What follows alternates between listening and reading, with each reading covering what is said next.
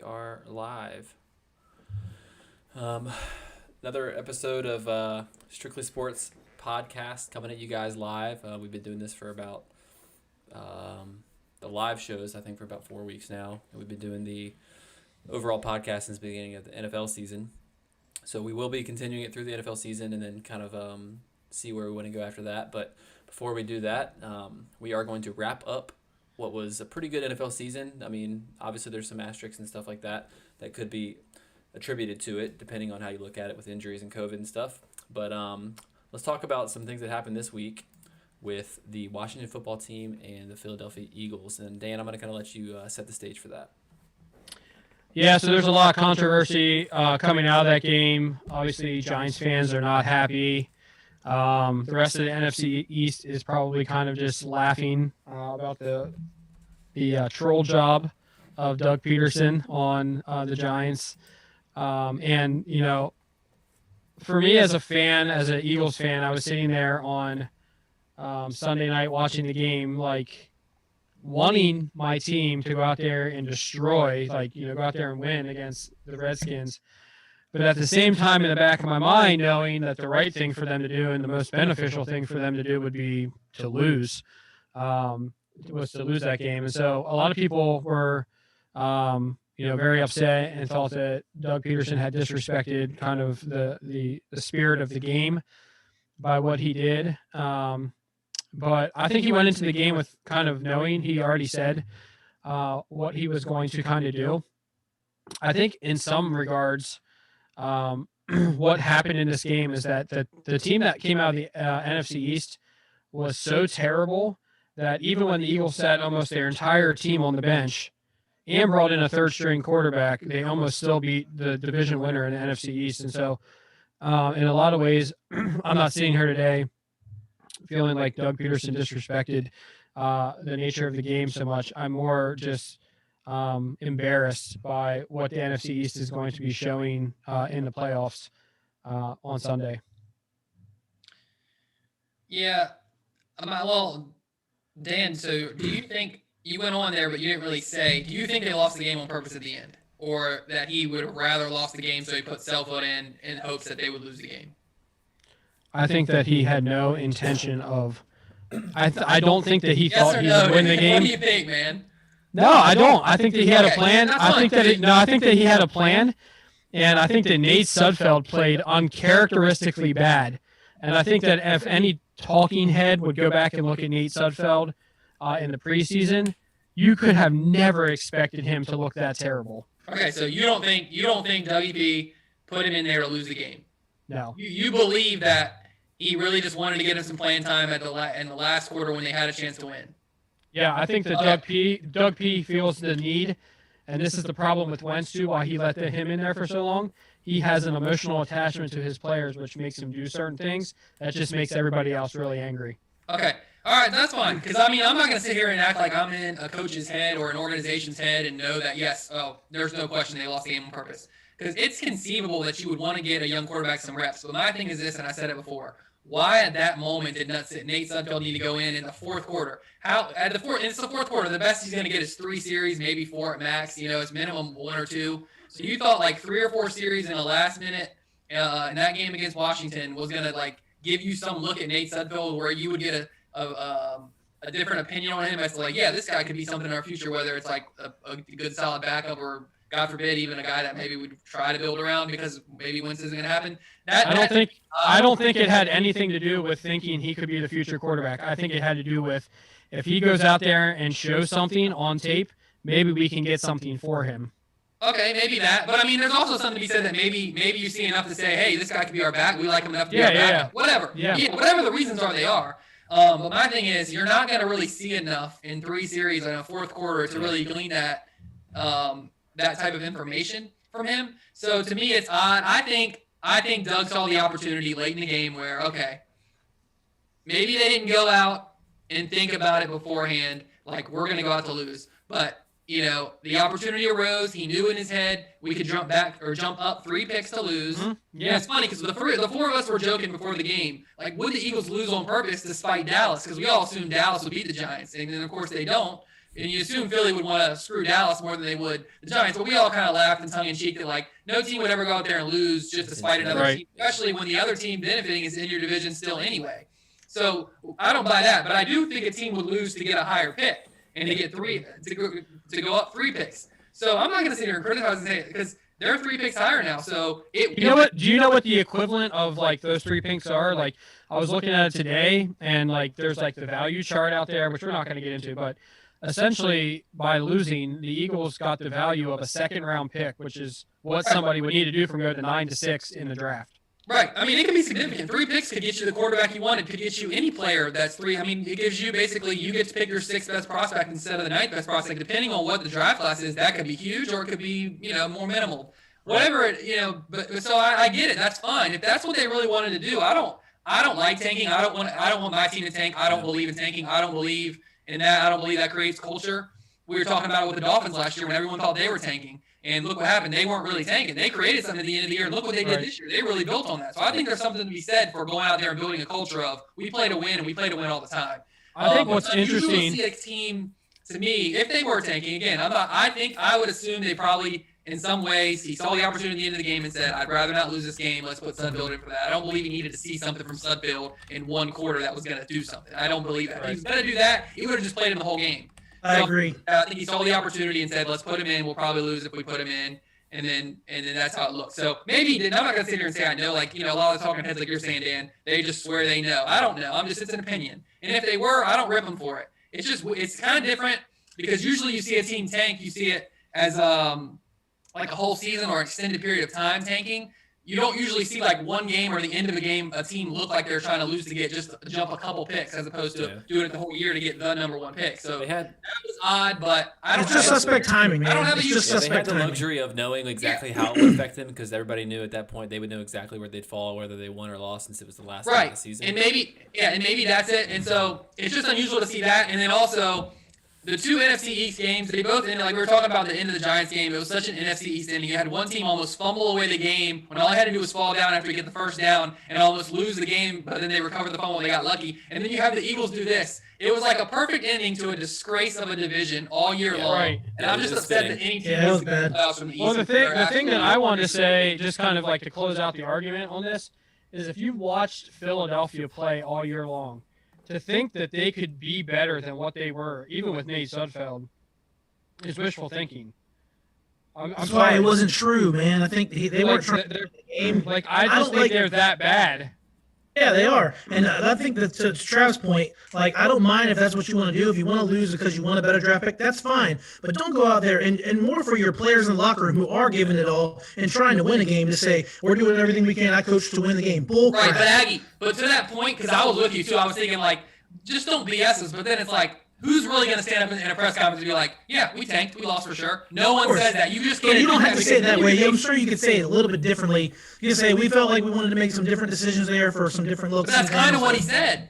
Other than we played to win. And then he added. But I mean, how do you look at guys in the eye though that prepped all week for that game and were giving it all practice and you know what I mean? Guys like Jason Kelsey, guys like that they've already spoken out and said, I don't want to lose games. As we're closing out that segment because we're way over time on that, I will say this, that the guy that I feel the most bad for is Jalen Hurts because he's out there trying to prove that he can be the starter, and they took him out. And there was one point people would speculate that on the sideline he'd sit there and he shook his head and he said it's not right, basically like he knew the fix was in kind of thing, and he's like, I should be out there, like that we shouldn't be putting him out there for no reason. But you can take it for what you will. There's some speculation, Dan, that Jamar Chase is the guy they're targeting at 6. I don't know how I feel about a wide receiver that high, but as we move into the Bills-Dolphins, which was kind of the only real impactful game that kind of shook up some things and knocked the Dolphins out, what did you guys kind of think of that, and what do you make of the Dolphins kind of going into next year since they came up just a little bit short this year?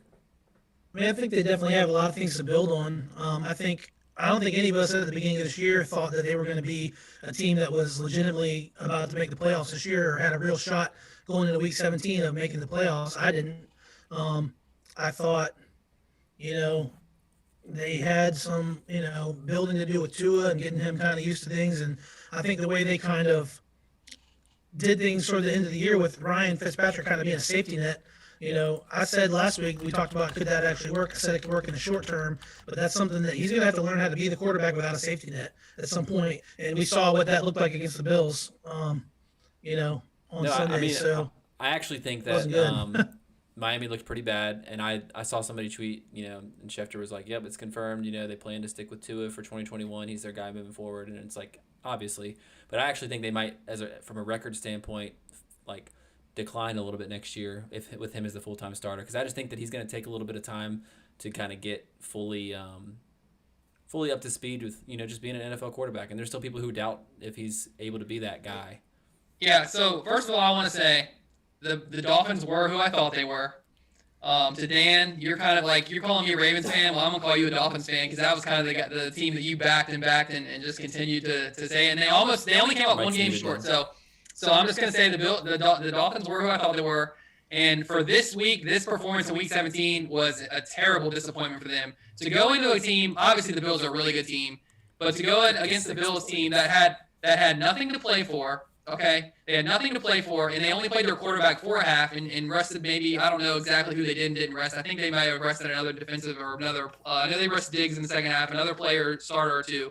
So you only really played the starters for one half, and you got so far behind in that first half where you really had not much of a chance to come back. And then you got obliterated in the second half by a combination of starters and backups. Their defense gives up 56 points against a team who played a backup quarterback the second half. Terribly disappointing game, and with an opportunity to win and you're in. I mean, I didn't think they could get through their schedule, but then they get through the first two games of it, and then the hardest one against the Bills looks a little easier for them. Like they might actually have a better chance to beat the Bills because of the Bills having nothing to play for, and they come out and lay an absolute egg. So that was disappointing if you're a Dolphins fan. I will say, as a whole, if I'm a Dolphins fan, I'm very happy with the year. I think there's something to build on. I like this Dolphins team coming up in the future. Yeah. Tua's got to progress, but they got to get some talent around him. Yeah. But good. I mean, good for the Dolphins. It was a good season. They got something to build on. I didn't see them getting there this year anyway, like I said all year. But definitely something to build on. The Dolphins were my my gut pick, my emotional pick. So yeah, I'll take flack for that. But I think they had a good showing. What we need to talk about here,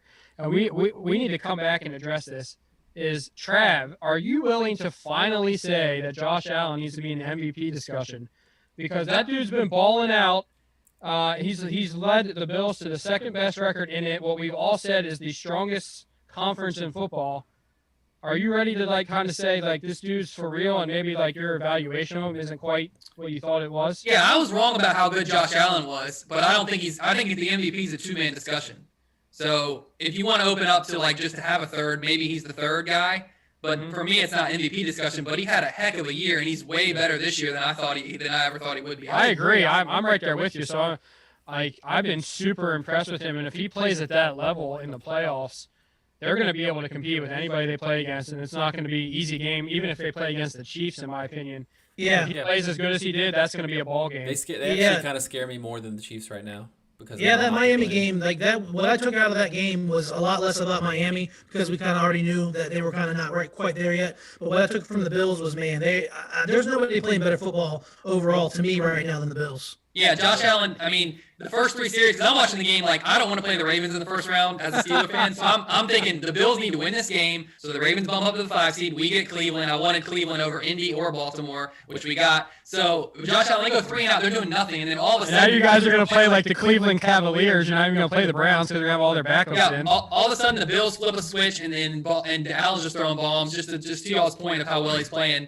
But who would have thought, the funny thing about it is, who would have thought that Ryan Fitzpatrick catching COVID would have maybe been the reason, because that they would have put Fitzpatrick in way earlier than the fourth quarter. They probably would have put him in late second quarter, early third quarter, and maybe they come back. I still don't think they do, but maybe they come back. So it would have been interesting to see if they would have. But spinning it forward here to the way the whole AFC playoff picture kind of finished out, the Bills-Dolphins game was the beginning of the domino effect. Okay, if the Bills won, given that the other teams probably were going to win their games the way it looked, would have basically the AFC playoff picture would have stood pat. But the Bills losing opens it up for the Colts to get in. So the Ravens win, they go to the 5 seed. The Browns win, and they go to the 6 seed. And the Indy gets in as the 7 seed, and the Dolphins are out. So that was the game. That was kind of the game. How long would the Bills starters play? They played long enough, and they dominated. They win. Even though Indy had And a little then bit of a watching the scare. Cleveland-Pittsburgh game, though, Cleveland kind of flirted with disaster a little bit, man. It came down to the wire, and if they would have lost that game, Miami then would have gotten in. But to see that was kind of, I thought, like the drama was in the 1 o'clock games, and then to see that Tennessee, Indy, who was going to win that division, with Tennessee winning on a late 50-yard bomb to get in field goal range, that played out pretty excitedly. So it played out good, but as it ends up, you got Tennessee as the 4 seed. Winning that division. So then you got the Ravens as the 5. We talked about the stacked playoff picture all year with the wild card, and the way it turns out is Baltimore gets the 5 seed. Again, the Ravens were who I thought they were too, because they end up making the playoffs, and it actually got the top wild card seed. So Ravens at the 5, they're going to play Tennessee. Cleveland at 6 as a 6 seed, they're going to play Pittsburgh, and then Indy as a 7, going to play Buffalo. So it should be a pretty good wild card round. So to me, the most intriguing matchup is still the Tennessee-Baltimore one, just because I feel like Buffalo is going to win. The Steelers should win given the circumstances, and I think they're the better team regardless at full strength. But I think the Tennessee-Baltimore game is just interesting because my gut still wants me to pick Baltimore. We're going to do our picks before our Saturday show that we do for the playoff preview, our special show at 12 on Saturday. But I just feel like I want to go Ravens, but part of me is like, man, like the last 2 times Tennessee's found a way to beat them. Even the most recent game when Tennessee should have lost that game, and they just let Derrick Henry run right down their throats and take them into overtime and then beat them in overtime. Yeah, I love this matchup. It's probably my favorite matchup of I agree. the first week. That and the Buffalo-Indy game. Like, Indy can come out and compete with Buffalo, in my opinion, but I also think Buffalo's, like, playing really well. But there's something about Indy where they seem like they have a chance, if everything plays out right, where they can play complementary football and give the Bills a run for their money. So it's one thing to do it in the regular season, it's another to do it in the playoffs.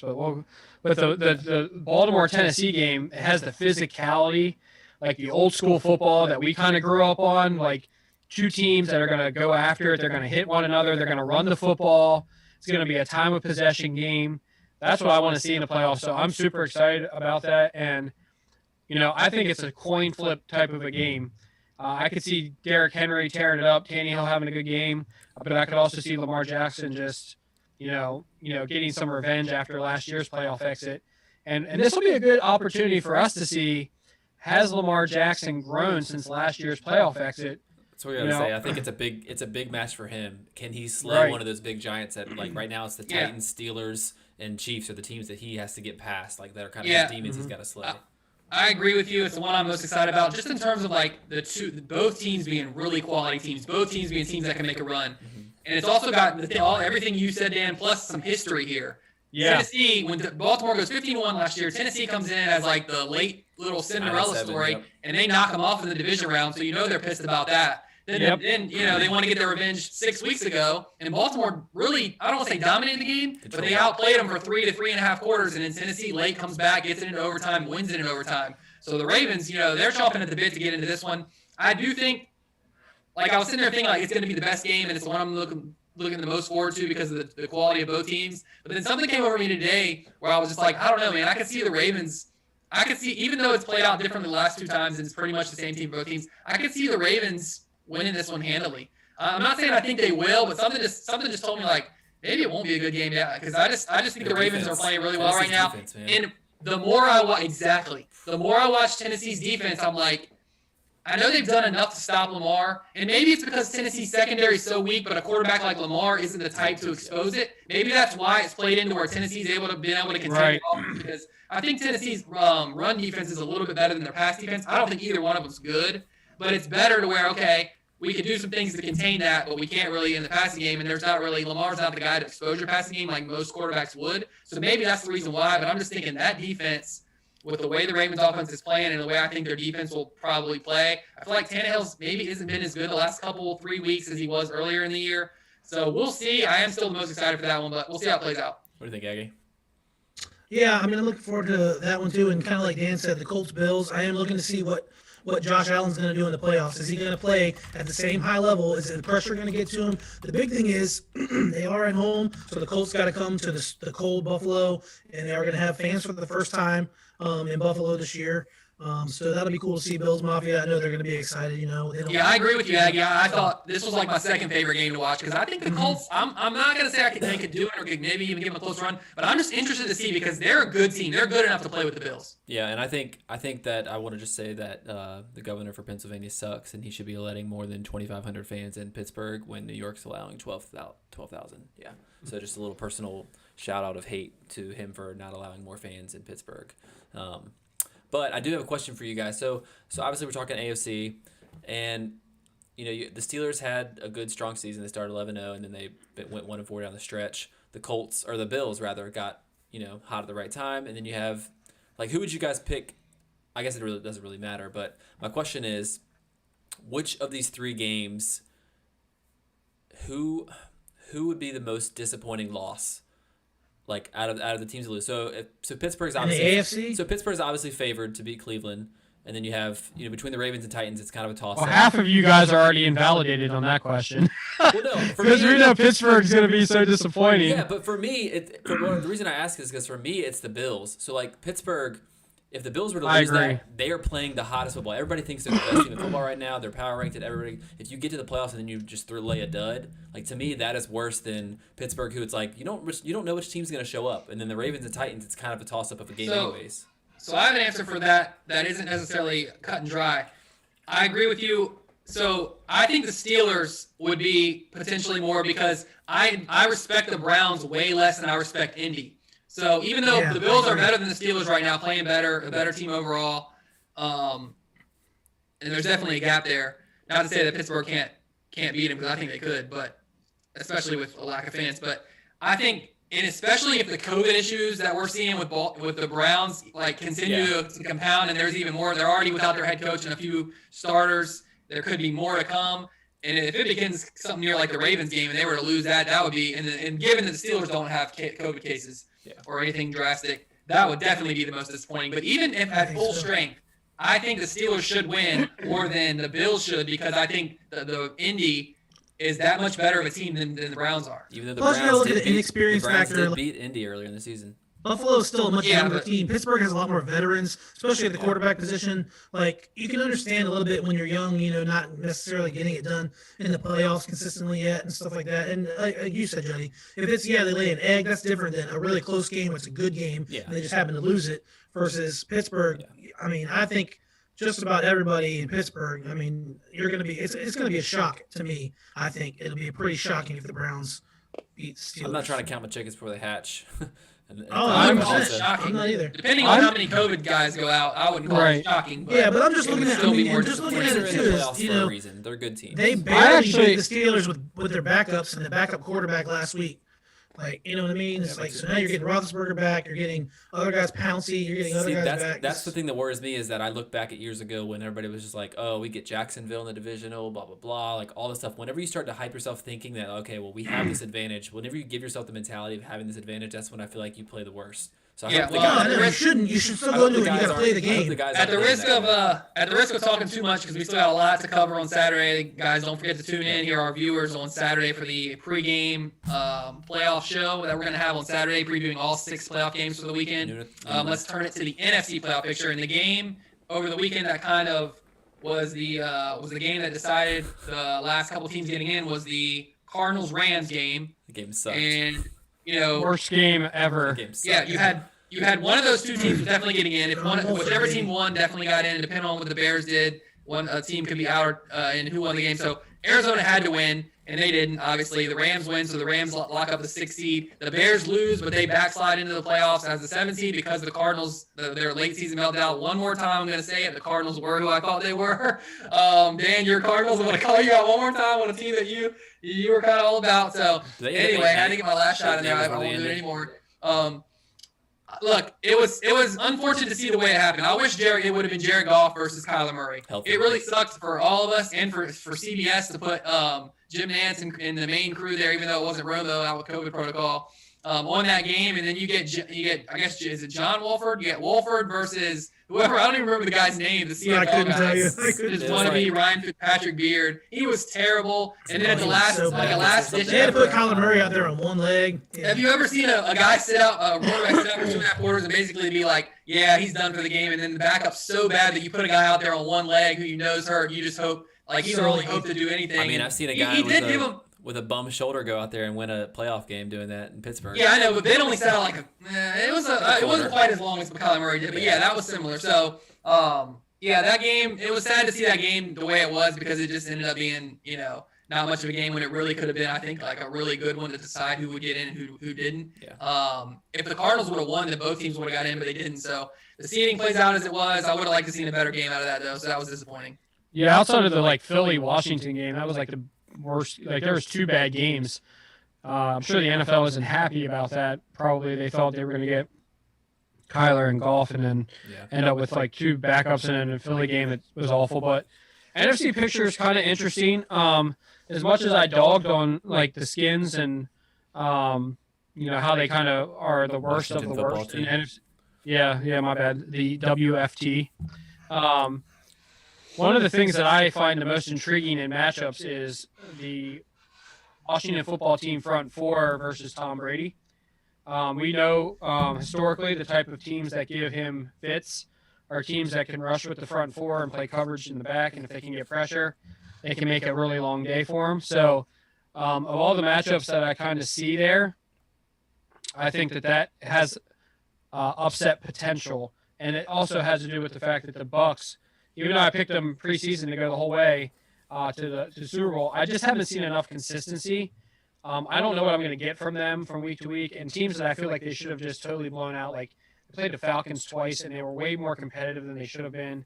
Games like that, they just haven't shown me what I think you should see in a Super Bowl caliber team. So that's the game that I'm kind of going to be keen on, just to see how the Washington defense, who has beaten some good teams, beat the Steelers earlier in the year. I feel like they kind of backed their way into the playoffs because of the quarterback situation more than the defensive situation. Yeah, I mean, for me, like, I don't know. I just feel like I had this bad feeling the other day. I thought about it, and I was like, I have this really bad feeling that Tampa Bay is like playing everybody all season. They're just like, we don't really care. Let's just get to the playoffs, and then we're gonna turn it on. And I'm just like, I really don't want Brady to win another one. I really don't want Antonio Brown to win one with Brady because that whole situation.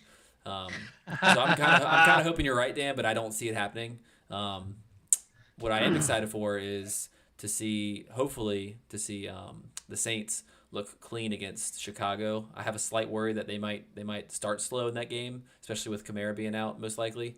But to me, the Bears still really aren't even deserving of being a playoff team, so I don't think it should be too much of a problem for them. But that's the game that I'm going to probably be watching the most of in the NFC. Yeah, I mean, I'm probably looking at that one too. I want to see how the Saints look with, a good offense, minus Kamara, but and their defense too, because we have talked about how good the Saints defense can be at times this year. I want to see, how they get after it as well. I wanted to see what y'all's thoughts were on the Bucs Washington game being in the primetime slot on Saturday. Do y'all think that's pretty much just because they wanted to put Tom Brady in primetime? I have no idea. I have no idea why they would do that. I mean, even with I was Brady, like, I just feel like it's an ugly game. you don't think Ugliest game on the schedule. that the modern day NFL fan wants to see Lamar Jackson, in pretty much any other quarterback other than Brady, but definitely Lamar Jackson and Josh Allen, and maybe even Baker, probably not Baker, but maybe even Baker over Tom Brady. So I don't know why they scheduled. I thought they tried to save their best games for prime time, and to me, the Browns Steelers especially now, and I know they didn't know that going in with COVID stuff, but even before it, had the potential to be more of a blowout than almost any other game other than Tampa Bay Washington, and both of those games at prime time. It's like I was puzzled by both of them. I don't understand at all why they were doing the schedule other than we just want Brady on prime time. I don't think that's going to drive ratings more than putting Lamar Jackson against a good Tennessee team. Or even Indy at Buffalo could have been a more exciting primetime game. Buffalo, because Josh Allen's like the young up and coming quarterback. Who are you marketing in the 8 o'clock game? I understand the Steelers Browns initially being the primetime because it's a divisional game. Like they do tend to cater to divisional games like that, and the Browns' first time getting in the playoffs in like 20 years, so it's a big game. I get that. Moment. But obviously, do the Browns drive ratings? I don't know that they do either. Steelers do. The Steelers do, obviously. I think Baker Mayfield drives more ratings think than he we want to does. give him credit for. Yeah. Maybe, yeah. I think people And the would. Steelers, I think people will tune a lot in. of it's the Steelers. I'll just say it. I mean, I'm not saying it because I'm a fan, but they have a huge following that the Oh, Browns absolutely. and the Bucks and I think as a team, I think these other- that people will tune in though to see how the Browns do in their first time in the playoffs in 20 years. I think people will tune in to see that. But like you said, if you can't do Seattle Rams in the prime spot because Jared Goff's probably not going to play. Yeah. So that's like I agree. And To me- you can't put Mr. Biscuit in prime time. So really, it's like I felt like the other two games really for me. I expected why not? Lamar. Well, I why expected not Lamar. Bills? Yep. Why not? Yeah, why not? Why not Titans? Why not Titans, Ravens, and Bills, Colts Yep, I over the expected one others? of those Those two two. to me. Yep. Same. I think the NFL's struggling right now, like to have. Well, they're not doing a great job when they have them, but I was just thinking about this. Like, there's not a lot of like marketable, like the guys that would normally be marketed didn't make the playoffs this year. So I think they're struggling. Like Brady's kind of like at the end of his career. So like, what do you do with them? Like they just kind of toss him a bone, put him in prime time because it's Tom Brady. But like all year long, what like I don't know. I think people are just over that. You know what I mean? They're ready for like look, You also I have get it. Rodgers and Holmes on a bye. I so- get it if it right. Yeah, you got those guys on the bye. So like, what do you do? Yeah, I get it if it's all about just wanting to see Brady, but they're playing the 7-9 team. Like, come on. And I know that the 7-9 and 7-8-1 teams, the last two times they've been in the playoffs, they've won the game. But I mean, come on. What are the odds? It's still low odds that the Skins compete in this game, much less win it. Yeah. So I just don't understand why you would put that dud of a team, the Washington football team, excuse me, in the primetime slot. I don't care if it's We're still Mahomes. failing at that. You know what I You mean? just saw them in a primetime game and it was awful. Yeah. I know. Look what you They got. learned their lesson. I don't know. I mean, it is what it is, but we'll have plenty of time to talk more about these. I'm actually really excited for our show on Saturday at 12. Yeah, it's gonna be fun. Because there's so much more we can go in depth with. But as we're getting close to wrapping up the normal show, we do want to talk a little bit about the college football playoff. So the stage is set. They play next Monday, correct? I believe it's usually on a Monday night. So it'll be Alabama, Ohio State. After Ohio State somewhat upset Clemson. Some people gave them a chance, I think, but we really just I think didn't it's a know. pretty big upset. Oh, and I think I was the only guy on this podcast that gave him a chance. Oh no, I'm saying in general, like the media, like there wasn't like Ohio State has no shot at winning from what I saw. I was surprised at how much I saw a lot of people saying Ohio State had no chance. Oh, It wow. got to the point where I kind of expected, like, well, I guess, because I didn't watch a ton of college football this year. Yeah. So it got to the point for me where I was like, listening to everybody that has watched all year, and I was like, I guess Clemson will probably win this somewhat I easily. expected Clemson to win it. And then I did not Ohio State see- I doesn't- did, but I didn't. Yeah. Yeah, I didn't see thought Ohio Ohio State had play like a that real all chance. year. No, they did. I thought didn't they see had a Ohio chance. State. I thought it would be They played competitive. They played their best. Look, game. you can say all you want about they Yeah. didn't deserve to be there, but they took advantage of their opportunities They and played proved their that they're best just game as all good year. as I've seen anybody. them And the same Three token, games. I don't think Clemson played well. Like, I just think they had No, a they bad didn't. game too. They did not play well. But to compound that, I mean, Ohio State played very well. They did everything right, and I was very impressed with Justin Fields. They dominated. I've been kind of down. I was not that big on Justin Fields like before. I hadn't seen a lot of him, but I was like, what I had seen of him, I wasn't overly impressed. I mean, I thought he was good. I think he don't get me translates wrong, to the but NFL. potentially. I mean, The skill set- I think it's- the league is going more towards mobile quarterbacks. I mean, I mean, he definitely is mobile, but he's not a guy he's definitely a guy that throws from the pocket. Now, before I saw him in this game, I'm with you, Aggie. I wasn't super impressed with him, especially just seeing. I know he uses his mobility a lot, and that's more coming in the NFL. But you still got to be able to me, I look at your pocket passing skill, and I was like, okay. But seeing first of all his toughness, that shot he took, man, that was a shot. rough one, dude. I can't even believe he Helmet came back right in to the the game. ribs, man. Yeah. And then as soon as he comes back, Yeah. as soon as he comes back, he actually starts playing better. Yep. Yeah. And just He the was a way he deep did ball, throw like, it, right deep after. ball and throw it from the pocket all night, I was really impressed. Thinking, Dude, he like, threw that one actually- like 60 yards on the fly. That was Yeah, I actually- nice throw. I actually came out of it thinking like I thought the next day some people, and I wouldn't necessarily say this, some people might start the argument of should Fields go over Lawrence? Yeah, I heard And, that. I'll be because that's honest the with radical you. thing to do is give a huge take And I'll on be the honest game. with you, I'm not a huge Trevor Lawrence guy. I don't think he's a slam dunk like next Joe Burrow. 3 years from now he's a superstar NFL guy. I think he's a little bit overrated. Did you think So Joe I Burrow wouldn't have was? thought it was even that crazy. I don't think either one of them's that good to be honest. Like to the point where people how much people talk about them. I'm not saying they're bad. Did you think Joe Burrow but- was, Trav?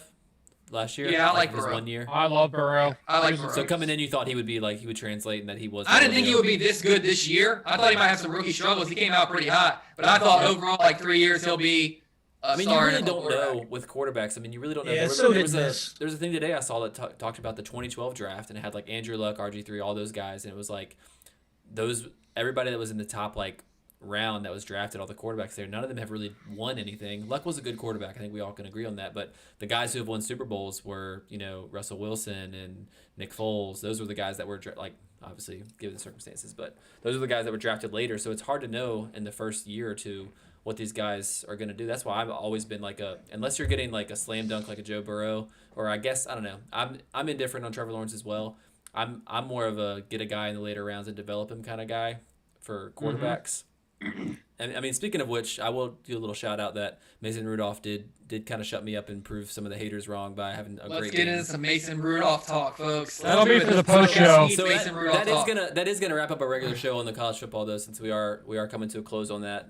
So we're gonna go into our post show now. But thanks for joining us. If you are getting off now, just remember Saturday we will do some promotions on Facebook and Instagram as well. But Saturday at 12 noon we will be doing a playoff, a wild card playoff preview, where we're going to make our picks and talk about the upcoming games for Saturday and Sunday. And we plan to do that every week for the playoffs. So shifting into the post show. Yo, we got some fan comments I need to get to here. Yeah, Dan, go ahead and kick us off.